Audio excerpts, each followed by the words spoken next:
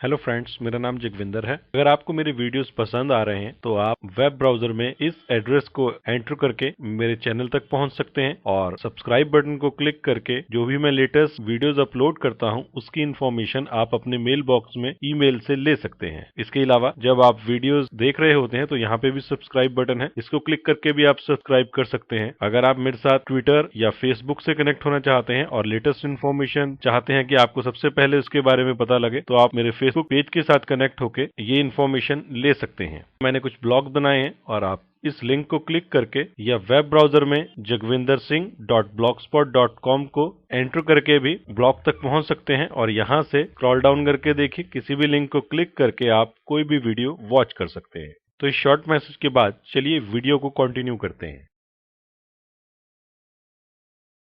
Hello friends, मेरा नाम जगविंदर है।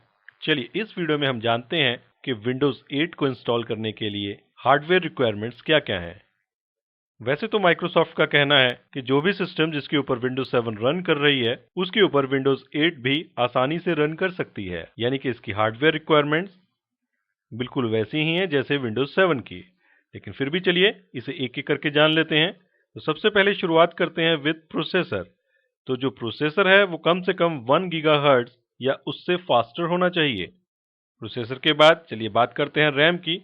अगर आप यहाँ पे 32 बिट वर्जन यूज कर रहे हैं विंडोज 8 का तो आपको 1 जीबी रैम चाहिए, और अगर आप इसका 64 बिट यूज कर रहे हैं तो आपको कम से कम 2 जीबी रैम चाहिए, तभी ये विंडोज 8 अच्छे से वर्क कर पाएगा।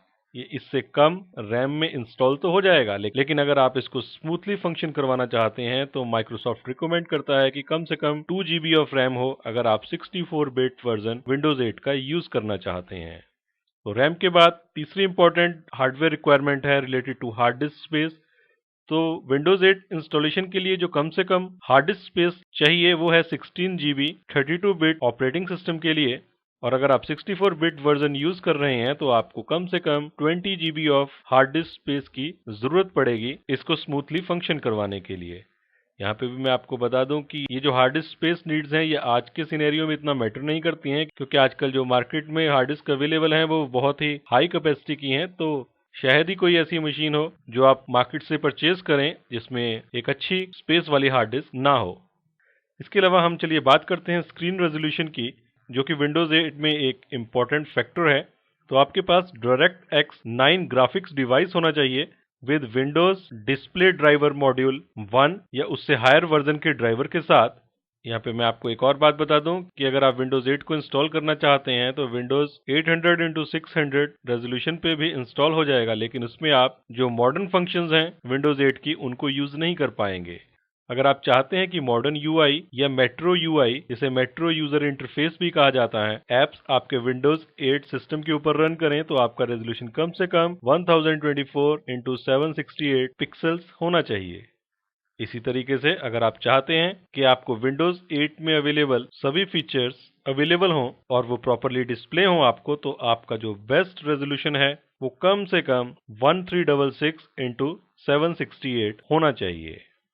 इससे पहले के वर्जन्स में जब भी हम विंडोज रिक्वायरमेंट की बात करते थे तो दो चीजों का यहाँ पे जिक्र और करते थे कि आपके पास कीबोर्ड होना चाहिए और माउस होना चाहिए। अगर माउस ना भी हो तो कम से कम कीबोर्ड जरूर होना चाहिए, लेकिन विंडोज 8 के केस में ऐसा नहीं है, क्योंकि विंडोज 8 टच फ्रेंडली है और टच स्क्रीन को सपोर्ट करता है। तो अगर आप इसको किसी टैबलेट पे या ऐसे डिवाइस पे इंस्टॉल कर रहे हैं जो टच को सपोर्ट करता है तो आपको कीबोर्ड और माउस की भी जरूरत नहीं पड़ेगी। तो इस वीडियो में हमने विंडोज 8 के हार्डवेयर रिक्वायरमेंट्स के बारे में जाना। तो इस वीडियो में इतना ही। Thanks for listening.